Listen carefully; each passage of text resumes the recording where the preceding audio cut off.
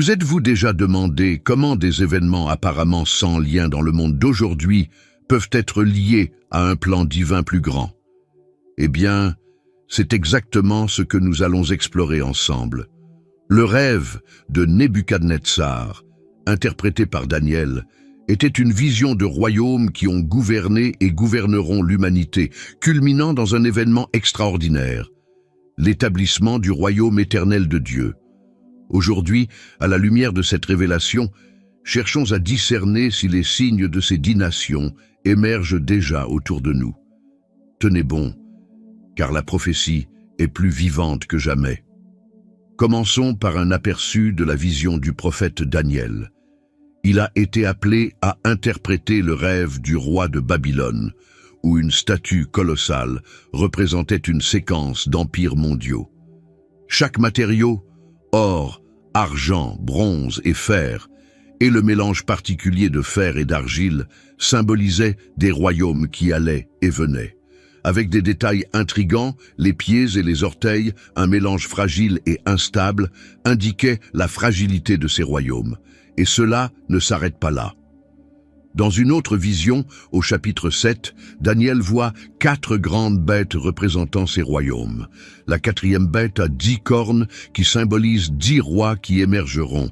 Pouvez-vous imaginer comment cela est lié aux événements mondiaux d'aujourd'hui? À travers cette analyse, nous chercherons à comprendre comment cette prophétie est entrelacée avec la formation d'alliances politiques et économiques qui semblent indiquer quelque chose de plus grand. Mais avant de plonger dans les détails, je veux que vous réfléchissiez avec moi. Pourquoi Dieu nous révèle-t-il ces choses? La réponse se trouve dans la promesse de Jésus dans Jean 14, 29. « Et je l'ai dit maintenant avant que cela n'arrive, afin que vous croyiez quand cela arrivera. » Les prophéties ne sont pas une invitation à la peur, mais à la foi. En observant l'histoire et les événements contemporains, nous sommes appelés à reconnaître le contrôle souverain de Dieu et à nous préparer, non pas avec anxiété, mais avec espérance. Tout au long de cette étude, nous relierons des points entre les Écritures et les événements modernes, en utilisant la parole de Dieu comme fondement inébranlable de notre compréhension. Préparez-vous à être mis au défi, inspiré et surtout renouvelé dans votre foi. Dieu est à l'œuvre et vous faites partie de ce plan extraordinaire. Dans le livre de Daniel, chapitre 2, nous trouvons 2 moments marquants du récit prophétique, le rêve de Nabuchodonosor. Imaginez la scène, le grand roi de Babylone, agité après un rêve troublant, convoque ses magiciens, ses astrologues et ses mages. Mais aucun d'entre eux n'est capable de révéler et d'interpréter le mystère. C'est à ce moment-là que Daniel, un jeune Hébreu captivé, est appelé à présenter non seulement l'interprétation, mais aussi le rêve lui-même. Daniel déclare avec audace « Il y a un Dieu dans les cieux qui révèle des mystères » Daniel 2, 28. Ici, nous nous rendons compte que le message n'est pas seulement un récit humain, mais une intervention divine visant à révéler la souveraineté de Dieu sur l'histoire et les royaumes du monde. La statue que Nabuchodonosor a vue dans son rêve était majestueuse et terrifiante.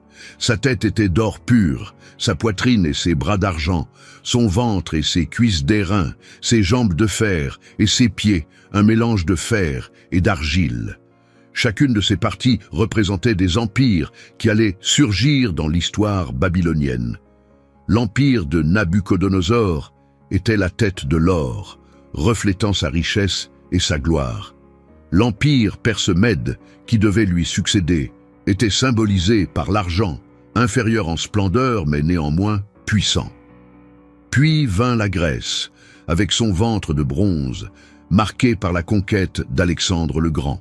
Et puis Rome, représenté par le fer, un empire qui écraserait tout sur son passage. Chaque détail de la vision met en évidence l'exactitude et le contrôle de Dieu sur les événements humains. Cependant, c'est dans les pieds que l'on trouve quelque chose de particulier, le fer et l'argile mélangés. Cette composition est intrigante car ces matériaux sont incompatibles. Ils représentent un royaume divisé, fort en partie, mais fragile à la base. c'est le reflet d'alliances instables et de l'incapacité d'une véritable union entre les peuples représentés par ce royaume. Daniel 2,43 dit « De même que vous avez vu du fer mélangé à de l'argile, de même ils seront mélangés par une descendance humaine, mais ils ne seront pas unis à un autre, comme le fer ne se mêle pas à l'argile. » Ce détail pique notre curiosité sur ce que ce royaume représente et comment il se connecte à nos journées. Voyons-nous déjà des signes d'une telle division dans notre monde? Ce qui rend cette prophétie encore plus impressionnante, c'est son exactitude historique. Les empires se succédèrent exactement comme nous l'avons décrit. Babylone tomba aux mains des Mèdes et des Perses. L'empire médique-perse a été conquis par les Grecs. La Grèce, à son tour, a cédé la place à Rome. Mais qu'en est-il des pieds et des orteils? Ils représentent une phase future qui n'a pas encore été complètement réalisée.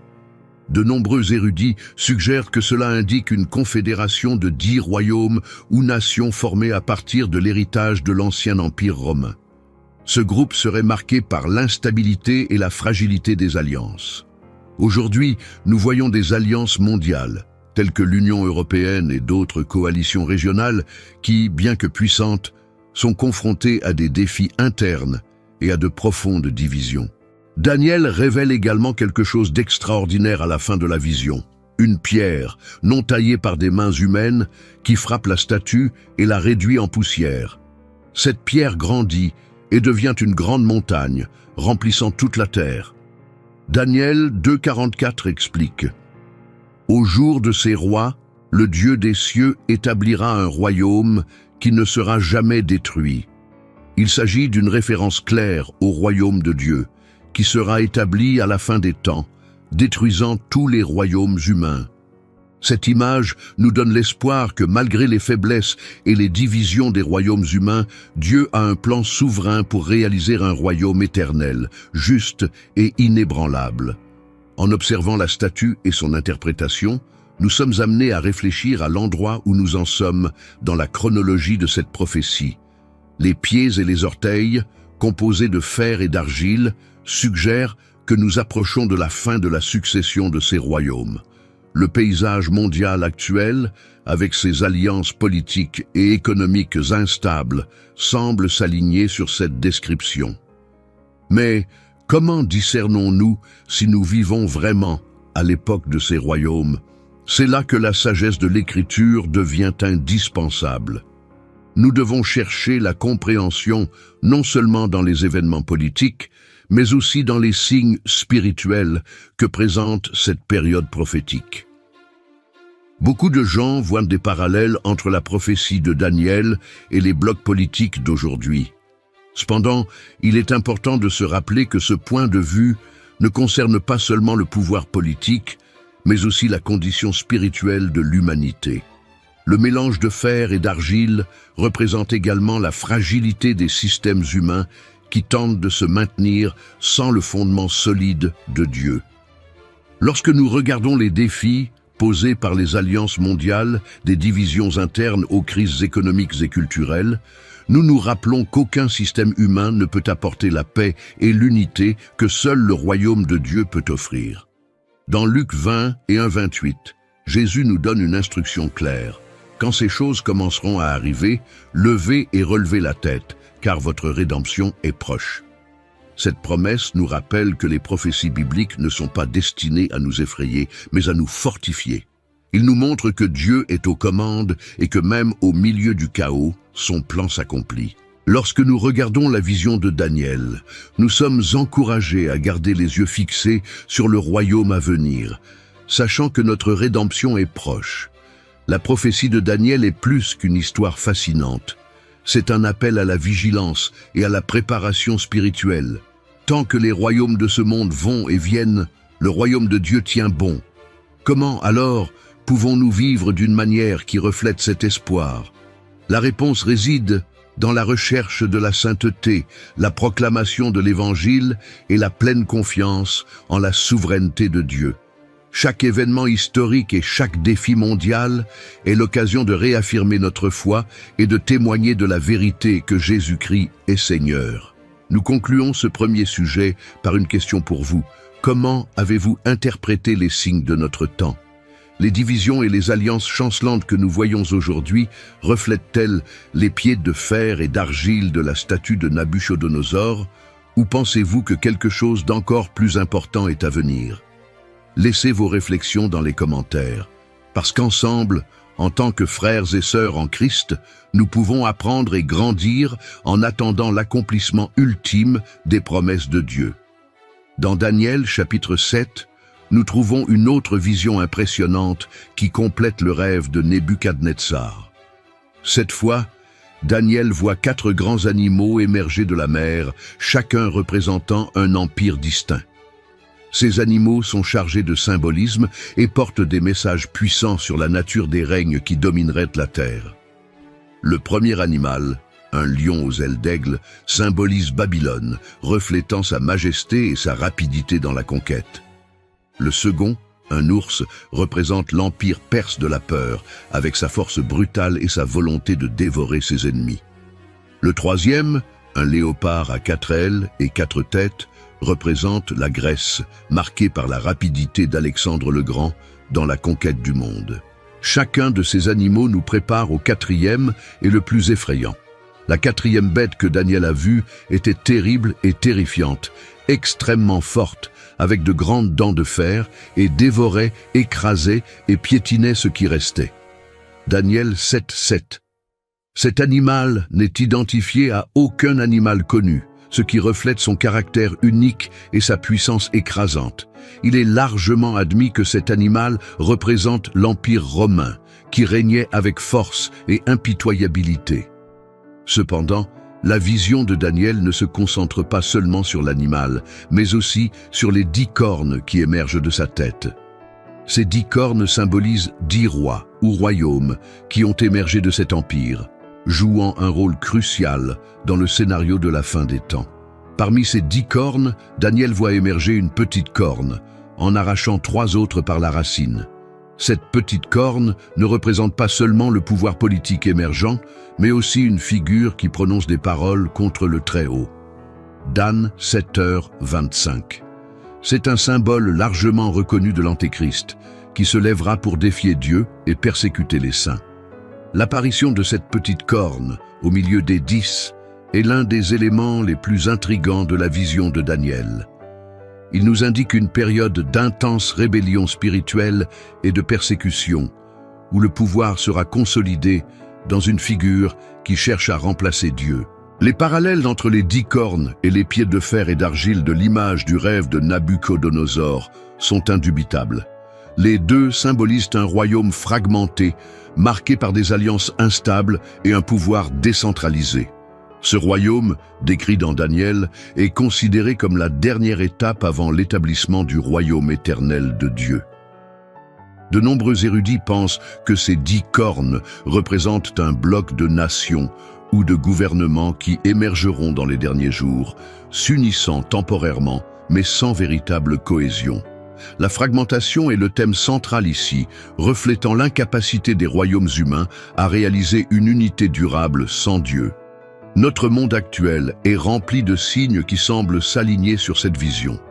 La recherche d'alliances mondiales, qu'il s'agisse d'organisations comme l'ONU ou d'unions régionales comme l'Union européenne, reflète le désir humain de créer la stabilité et l'ordre dans un monde chaotique. Cependant, ces alliances sont souvent confrontées à des divisions et des conflits internes, tout comme les pieds de fer et d'argile ou les 10 cornes de la prophétie de Daniel. Si ces tentatives d'unité peuvent sembler prometteuses, elles sont en réalité un rappel de la fragilité des systèmes humains. Seul le royaume de Dieu peut apporter la paix et la stabilité véritable. La petite corne décrite par Daniel soulève une question cruciale. Comment reconnaître son arrivée? La Bible nous fournit des indices clairs. Dans 2 Thessaloniciens 2:3-4, Paul écrit « Que personne ne vous séduise en aucune manière, car cela n'arrivera pas jusqu'à ce que l'apostasie vienne d'abord et que l'homme d'iniquité ne soit révélé, le fils de perdition, qui s'oppose et s'élève contre tout ce qui est appelé Dieu ou adoré. » Cet homme d'iniquité, largement identifié comme l'Antéchrist, lui donnera le pouvoir politique et spirituel, trompant beaucoup de gens avec des signes et des prodiges. L'interaction entre les 10 cornes et la petite corne n'est pas seulement une question politique, mais aussi une question spirituelle. La prophétie nous avertit d'une période de tromperie mondiale où beaucoup seront amenés à abandonner la vérité de Dieu. Dans Matthieu 24, Jésus nous avertit pourquoi de faux Christ et de faux prophètes se lèveront, et ils feront de si grands signes et prodiges que, si possible, ils tromperont même les élus. Il s'agit d'un appel à la vigilance et au discernement, qui nous rappelle que notre espérance et notre sécurité sont en Dieu. Elles sont dans le Christ seul. Cependant, la vision de Daniel nous offre également une promesse de victoire. Dans Daniel 7:27, nous lisons « Mais le royaume, la domination et la grandeur des royaumes qui sont sous tout le ciel seront donnés au peuple des saints du Très-Haut. Son royaume sera un royaume éternel, et tous les domaines le serviront et lui obéiront. » Cette promesse nous assure que, malgré le chaos et l'opposition, le royaume de Dieu prévaudra. Peu importe à quel point ces royaumes humains semblent puissants, ils ne peuvent pas résister à la souveraineté de Dieu. La question qui demeure est la suivante. Sommes-nous prêts pour ce qui va arriver? L'Écriture nous encourage à vivre dans la sainteté et la vigilance, en reconnaissant les signes des temps et en faisant confiance au plan de Dieu au milieu des incertitudes du monde. Nous sommes sûrs que le royaume éternel de Dieu approche. Puisse cette vision de Daniel nous inspirer à rester fermes dans la foi et à proclamer la vérité du Christ dans un monde qui aspire à la rédemption. Je vous invite à réfléchir sur les événements de notre temps à la lumière de cette prophétie. Les 10 cornes et la petite corne représentent plus que des alliances politiques. Ils mettent en évidence le conflit spirituel qui définit notre époque. Comment interprétez-vous ces signes? Laissez vos pensées dans les commentaires, car ensemble, en tant que corps du Christ, nous pouvons discerner les temps et nous fortifier mutuellement dans l'attente de la venue du royaume de Dieu. Lorsque nous regardons la prophétie de Daniel, il est impossible de ne pas se demander comment elle se rapporte aux événements d'aujourd'hui. Les pieds de fer et d'argile de la statue et les 10 cornes de la 4e bête indiquent une période d'alliance instable et de fragmentation. Dans un monde globalisé, nous assistons à une interdépendance croissante entre les nations. Des organisations telles que l'Union européenne, l'ONU et d'autres alliances régionales cherchent à unir les pays pour relever des défis communs tels que le changement climatique, les crises économiques et les conflits. Cependant, ces structures présentent souvent des divisions internes et des difficultés à atteindre une véritable unité. Cette fragilité peut être le reflet du mélange de fer et d'argile décrit dans la vision de Daniel. Mais serait-il prudent de dire que ces organisations remplissent déjà le rôle des 10 nations? La prophétie indique une période spécifique où ces nations joueront un rôle central dans les événements finaux avant que le royaume de Dieu ne soit établi. Bien que nous puissions voir des parallèles, il est important de se rappeler que la prophétie de Daniel est à la fois spirituelle et politique. Les alliances mondiales peuvent être des précurseurs de ce qui est à venir, mais la configuration finale sera caractérisée non seulement par l'instabilité politique, mais aussi par un mouvement spirituel de rébellion contre Dieu dirigé par la petite corne. L'Écriture nous donne d'autres signes qui aident à interpréter cette période.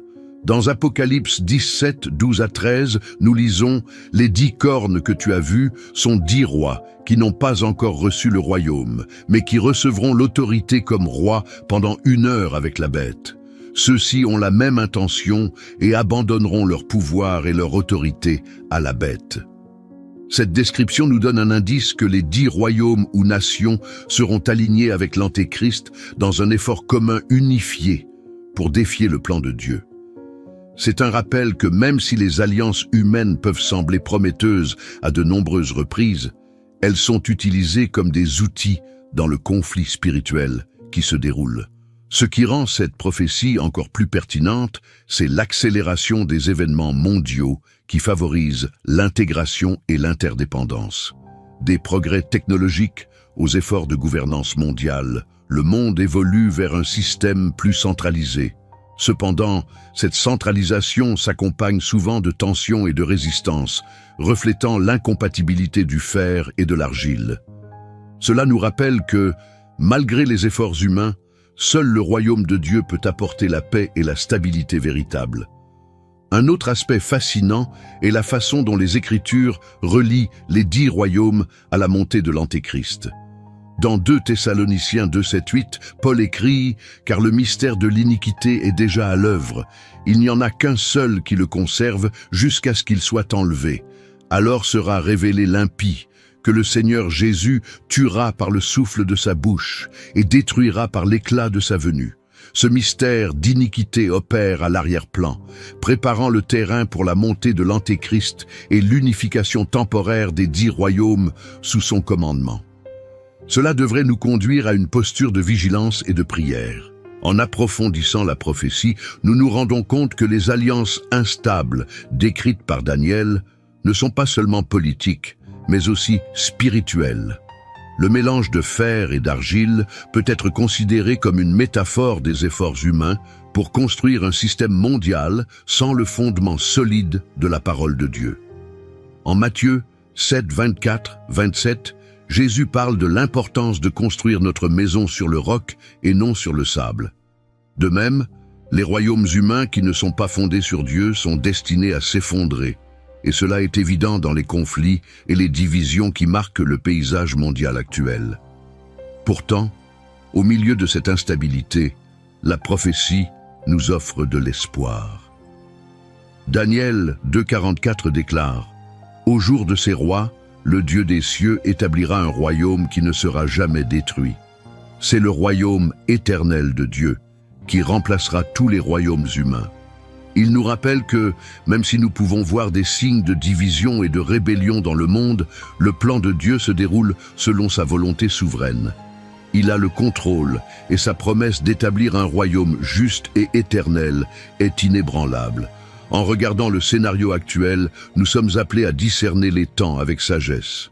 Dans Luc 21:36, Jésus nous avertit « C'est pourquoi, veillez et priez en tout temps, afin que vous soyez jugés dignes d'échapper à toutes ces choses qui arriveront et de vous tenir devant le Fils de l'homme. » Cette vigilance n'est pas basée sur la peur, mais sur l'espérance et la confiance que Dieu fait tout pour le bien de ceux qui l'aiment et sont appelés selon son dessein. Alors, comment pouvons-nous vivre à la lumière de cette prophétie ? Tout d'abord, nous devons rechercher la sainteté et la fidélité à Dieu, sachant qu'il nous a appelés à être lumière dans un monde dans les ténèbres. Deuxièmement, nous devons proclamer l'Évangile parce que beaucoup ne connaissent pas encore la vérité du Christ. Et enfin, nous devons rester vigilants en reconnaissant les signes des temps, mais sans tomber dans la panique ou la spéculation. Notre sécurité est en Christ, le roi des rois, dont le royaume n'aura pas de fin. Permettez-moi de clore ce sujet par une réflexion. Comment interprétez-vous les alliances et les divisions que nous voyons dans le monde d'aujourd'hui? Sont-ils le reflet des pieds de fer et d'argile ou un prélude aux 10 royaumes à venir? Je vous invite à partager vos idées dans les commentaires afin que nous puissions grandir ensemble dans la compréhension de la parole de Dieu. N'oubliez pas que notre espérance est dans le royaume éternel que le Christ établira. Et alors que nous attendons ce jour avec impatience, vivons comme des citoyens de ce royaume, rendant gloire à Dieu dans tout ce que nous faisons. Tout au long de la vision de Daniel, la petite corne est l'une des figures les plus intrigantes et les plus difficiles à comprendre. Il n'est pas seulement un élément du pouvoir politique, mais aussi une figure qui symbolise la rébellion spirituelle contre Dieu. Dans Daniel 7, 8, nous lisons « Tandis que je considérais les cornes, voici, une autre petite corne s'éleva au milieu d'eux, devant laquelle 3 des premières cornes furent arrachées. Et voici dans cette corne, il y avait des yeux comme des yeux d'homme, et une bouche qui disait de grandes choses. Cette corne se distingue non seulement par son apparence, mais aussi par la façon dont elle défie l'ordre établi, renversant 3 des 10 cornes. C'est un signe clair de son accession au pouvoir. La description de la petite corne va au-delà de la politique. C'est un personnage arrogant qui s'exalte contre Dieu. Daniel 7,25 déclare « Il prononcera des paroles contre le Très-Haut, et il détruira les saints du Très-Haut, les temps et la loi, et ils seront livrés entre ses mains pour un temps, des temps et la moitié d'un temps. » Cela nous donne un aperçu du caractère et des intentions de la petite corne. Il n'est pas seulement un leader politique, mais un agent du mal, cherchant à dominer spirituellement et à persécuter le peuple de Dieu. C'est un avertissement sur l'opposition à laquelle l'Église sera confrontée à la fin des temps. Le lien entre la petite corne et l'Antéchrist est largement reconnu dans l'eschatologie biblique. Dans 2 Thessaloniciens 2, 3 à 4, Paul parle de l'homme d'iniquité, le fils de perdition, qui s'élève au-dessus de tout ce qui est appelé Dieu. Il est assis dans le temple de Dieu, se proclamant Dieu. C'est l'esprit de la petite corne, une figure qui cherche à remplacer Dieu et à tromper l'humanité. Apocalypse 13 décrit également une bête à qui l'on donne le pouvoir et l'autorité de gouverner et de tromper, en parallèle avec la description de Daniel. L'émergence de la petite corne se produit dans un contexte d'instabilité mondiale. Les 10 cornes représentent une confédération de royaumes ou de nations qui uniront temporairement leurs forces. Mais, comme le fer et l'argile, cette union sera fragile. C'est dans ce scénario de division qu'émerge la petite corne, consolidant le pouvoir en supprimant 3 des royaumes. C'est la preuve que même en période de stabilité politique apparente, les forces du mal s'efforcent de créer le chaos et la destruction. Cette période sera marquée par une intense lutte spirituelle. Dans Apocalypse 13:7, nous lisons qu'il lui a été permis de faire la guerre aux saints et de les vaincre, et qu'il a reçu l'autorité sur chaque tribu, langue et nation. Et tous les habitants de la terre l'adoreront, ceux dont les noms ne sont pas écrits dans le livre de vie de l'agneau, qui a été immolé dès la fondation du monde. C'est un tableau sombre, mais aussi un avertissement pour l'Église de se préparer. L'Antéchrist, représenté par la petite corne, usera de son influence pour tromper et persécuter. Mais sa victoire sera temporaire. La victoire de la petite corne, bien qu'effrayante, est limitée par la souveraineté de Dieu. Daniel 7,26 nous assure que le tribunal s'assiera et lui enlèvera sa domination, pour la détruire et pour la détruire jusqu'à la fin. C'est un rappel que, quelle que soit la force de l'Antéchrist, il sera vaincu par la puissance de Dieu. Leur défaite finale se produit lorsque le Christ revient dans la gloire, établissant son royaume éternel. Cela nous donne l'espérance que, même en période de persécution, la victoire appartient au Seigneur. Alors, comment devrions-nous réagir à cette vision de la petite corne? Tout d'abord, nous devons être vigilants en reconnaissant les signes de son émergence. Deuxièmement, nous devons renforcer notre foi, sachant que notre espérance est dans le Christ et non dans les institutions humaines. Dans Matthieu 24:13, Jésus nous encourage « Mais celui qui persévérera jusqu'à la fin sera sauvé ». La persévérance est essentielle dans les moments de tribulation, car elle nous rappelle que Dieu est avec nous en toutes circonstances. Un autre point crucial est le discernement. Dans 1 Jean 4:1, nous sommes avertis. Bien-aimés, ne croyez pas tout esprit, mais éprouvez les esprits pour voir s'ils sont de Dieu. L'Antéchrist viendra avec des signes et des prodiges trompeurs, essayant de confondre même les élus. Nous avons besoin d'être ancrés dans la parole de Dieu, de permettre au Saint-Esprit de nous guider dans la vérité et la sagesse. La prière, l'étude de la Bible et la communion avec d'autres croyants sont des outils indispensables pour faire face à ces temps. Alors que nous attendons l'accomplissement de cette prophétie, nous devons nous rappeler que Dieu est aux commandes. La petite corne, aussi puissante qu'elle puisse paraître, n'est qu'une pièce du plan souverain de Dieu. Dans Romains 8:28, Paul nous rappelle « Nous savons que toutes choses concourent au bien de ceux qui aiment Dieu, de ceux qui sont appelés selon son dessein. » Cette promesse nous fortifie pour affronter toute adversité avec confiance et foi. Je conclus ce sujet par une invitation à la réflexion. Comment vous êtes-vous préparé spirituellement à affronter les défis des derniers temps? La petite corne représente une opposition farouche à Dieu et à son peuple, mais elle nous rappelle aussi la victoire finale du Christ. Laissez vos idées dans les commentaires et partagez comment ce message a eu un impact sur votre foi. Ensemble, en tant que corps du Christ, nous pouvons encourager et nous préparer pour le royaume éternel à venir. Les signes décrits par Daniel, à la fois dans la statue du rêve de Nabuchodonosor et dans la vision des 4 bêtes et des 10 cornes, nous invitent à une réponse active en tant qu'Église du Christ. Nous ne sommes pas appelés à une position de passivité ou de peur, mais de discernement, de prière et d'action. Dans Matthieu 24:6, Jésus nous dit « Ils entendront parler de guerre et de bruit de guerre. N'ayez pas peur car ces choses doivent arriver. Mais ce n'est pas encore la fin. Une nation se lèvera contre une nation et un royaume contre un royaume. » Ces événements font partie du plan souverain de Dieu et nous rappellent que notre espoir n'est pas dans les systèmes humains, mais dans le royaume éternel. En regardant la scène mondiale, l'Église doit être une voix prophétique pour Christ au milieu du chaos. Lorsque nous analysons les alliances politiques et économiques qui semblent être les pieds de fer et d'argile ou les 10 cornes, nous sommes appelés à discerner ces événements à la lumière de l'Écriture. Cependant, il est crucial que notre message soit fondé sur l'espérance et la souveraineté de Dieu, et non sur la panique ou la spéculation. Dans les 1er Thessaloniciens 5:4-5, Paul nous encourage « Mais vous, frères, vous n'êtes pas dans les ténèbres pour que ce jour vous surprenne comme un voleur. Vous êtes tous enfants de la lumière et enfants du jour. » En outre, l'Église doit intensifier sa mission d'annonce de l'Évangile.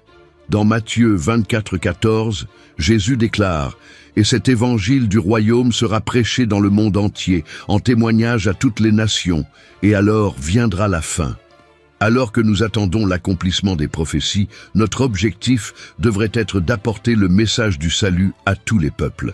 C'est un temps d'urgence, car les signes des derniers jours indiquent l'imminence du retour du Christ. Chaque occasion de faire connaître l'Évangile est une occasion de sauver des âmes pour le royaume de Dieu. Un autre aspect essentiel de la réponse de l'Église est la prière d'intercession. Dans 2 Chroniques 7:14, Dieu nous appelle. « Si mon peuple qui est appelé de mon nom s'humilie, prie, cherche ma face et se détourne de ses mauvaises voies, j'exaucerai du ciel, je lui pardonnerai son péché et je guérirai son pays. » La prière est une arme puissante qui nous relie à la puissance de Dieu et apporte la transformation. En tant qu'Église, nous devrions prier pour le discernement, la protection et le salut de beaucoup, surtout lorsque nous voyons les événements finaux approcher. La vigilance est également cruciale. Dans Luc 21:36, Jésus nous avertit « Soyez toujours aux aguets et priez pour échapper à tout ce qui va arriver et vous tenir devant le Fils de l'homme. » Cette vigilance n'est pas seulement spirituelle, mais aussi pratique. Nous devons être attentifs aux signes qui nous entourent, mais sans nous laisser submerger par la peur ou la confusion. La pleine conscience nous permet de rester connectés à Dieu, conscients de son œuvre dans le monde et prêts à agir conformément à sa volonté. L'unité du corps du Christ est un autre élément clé de la réponse de l'Église en période d'instabilité mondiale et de persécution. L'Église devrait être un refuge d'amour, de soutien et de fraternité. Dans Jean 13:35, Jésus nous dit « À ceci tous reconnaîtront que vous êtes mes disciples, si vous vous aimez les uns les autres. » Cette unité est un témoignage puissant pour le monde et une forteresse contre ceux qui cherchent à diviser et à affaiblir le peuple de Dieu. Ensemble, nous sommes plus forts pour faire face aux défis des derniers jours. La préparation spirituelle est une priorité. Dans Éphésiens 6:10-11, Paul nous exhorte « Fortifiez-vous enfin dans le Seigneur et dans sa puissance. Revêtez-vous de toutes les armes de Dieu, afin que vous puissiez tenir ferme contre les ruses du diable. » L'armure de Dieu, la vérité, la justice, la foi, le salut, la parole de Dieu et la prière nous équipent pour résister aux attaques spirituelles qui caractérisent cette période.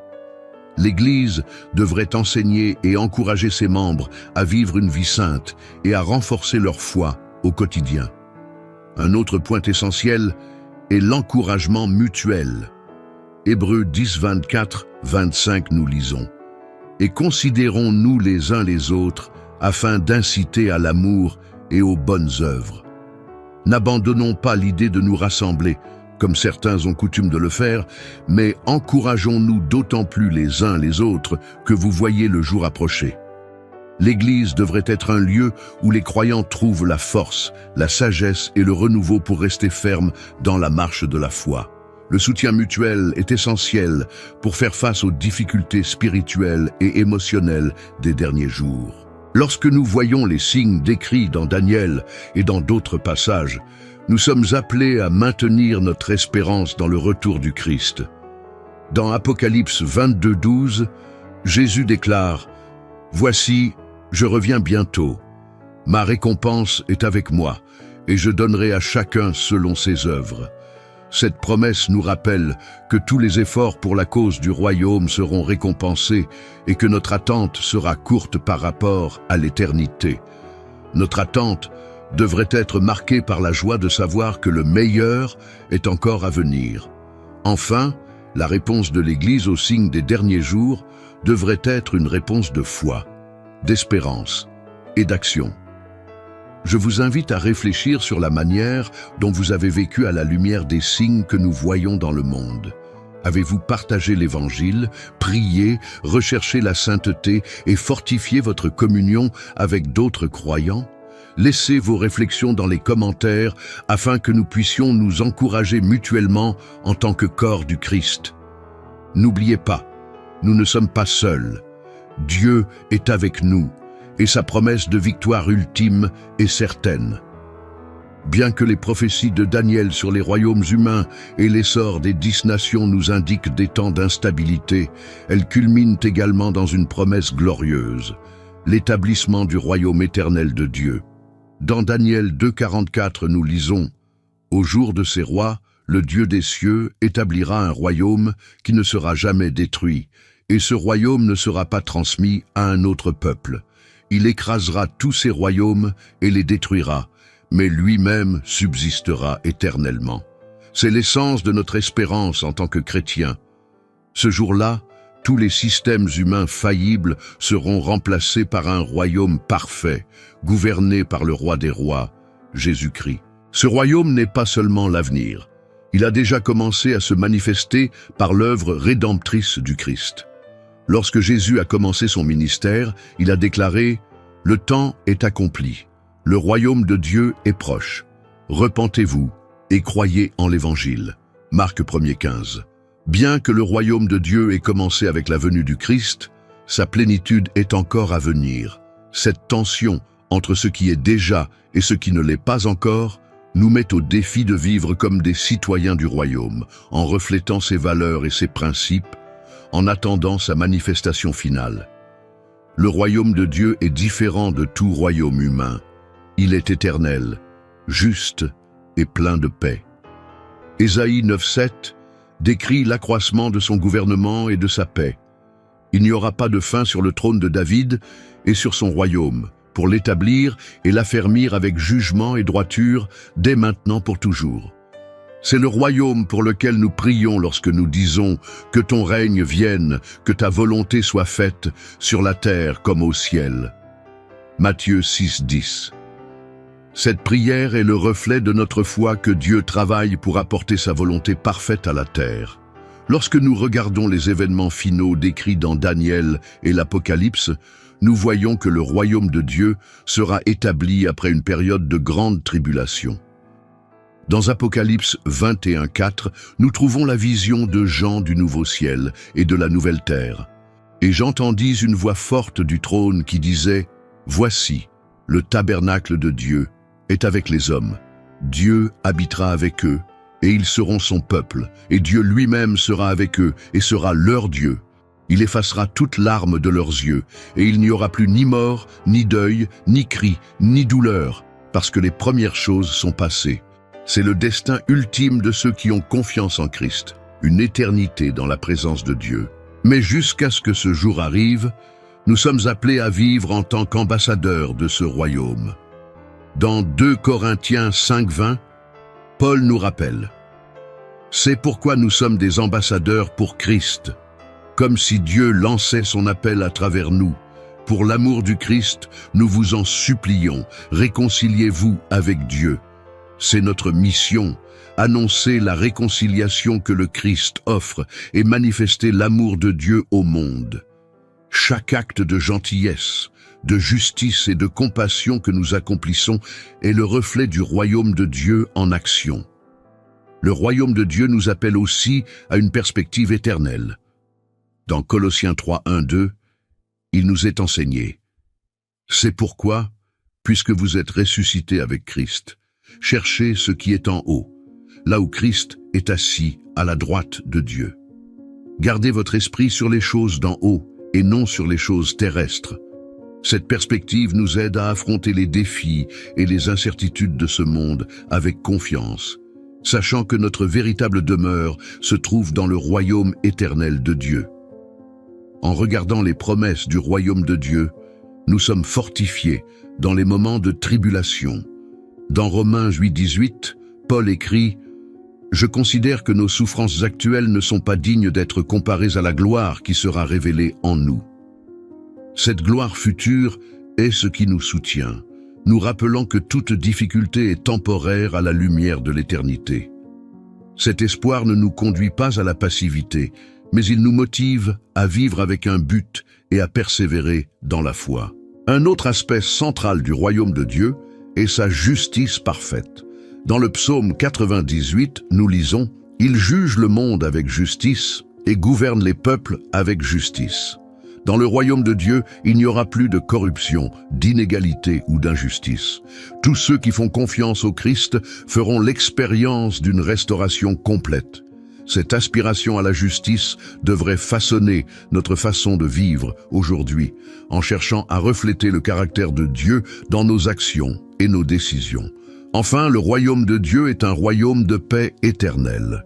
Dans Philippiens 4, 7, Paul nous encourage: « Et la paix de Dieu, qui surpasse toute intelligence, gardera vos cœurs et vos pensées par Jésus-Christ. » Cette paix commence maintenant, comme un avant-goût de la paix complète que nous connaîtrons lorsque nous serons face à face avec Dieu.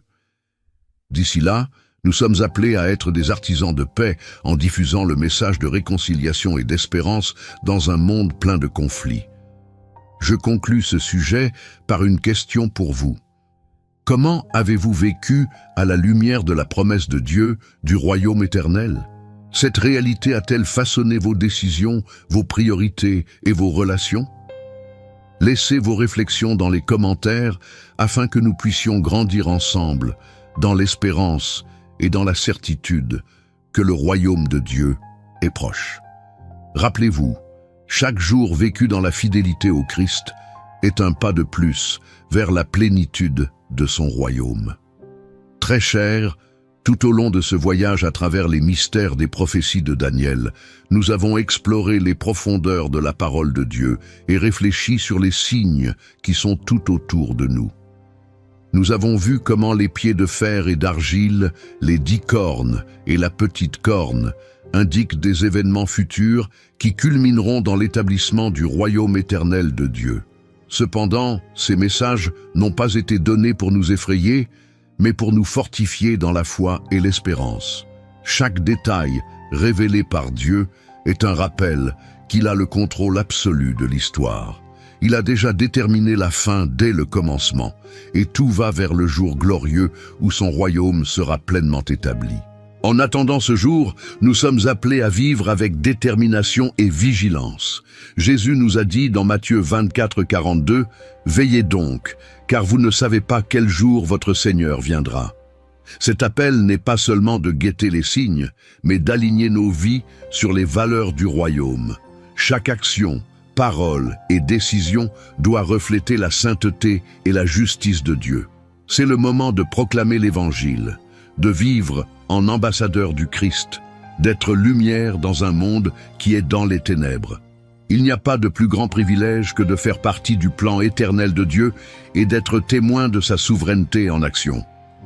Alors, je vous demande, comment ce message a-t-il eu un impact sur votre foi et votre compréhension de l'époque dans laquelle nous vivons?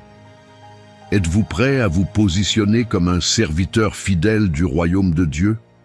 Je tiens à vous encourager à laisser un commentaire, à partager vos réflexions et vos prières. Rappelez-vous que je prie pour chacun de vous, demandant à Dieu de renforcer votre foi et de renouveler votre espérance. Et alors que nous attendons la plénitude du royaume éternel, vivons comme des citoyens du ciel, glorifiant Dieu dans tout ce que nous faisons. Et n'oubliez pas de vous abonner à la chaîne pour continuer à marcher avec nous dans des études profondes et édifiantes de la parole de Dieu. Que le Seigneur vous bénisse abondamment et que votre règne vienne bientôt comme promis.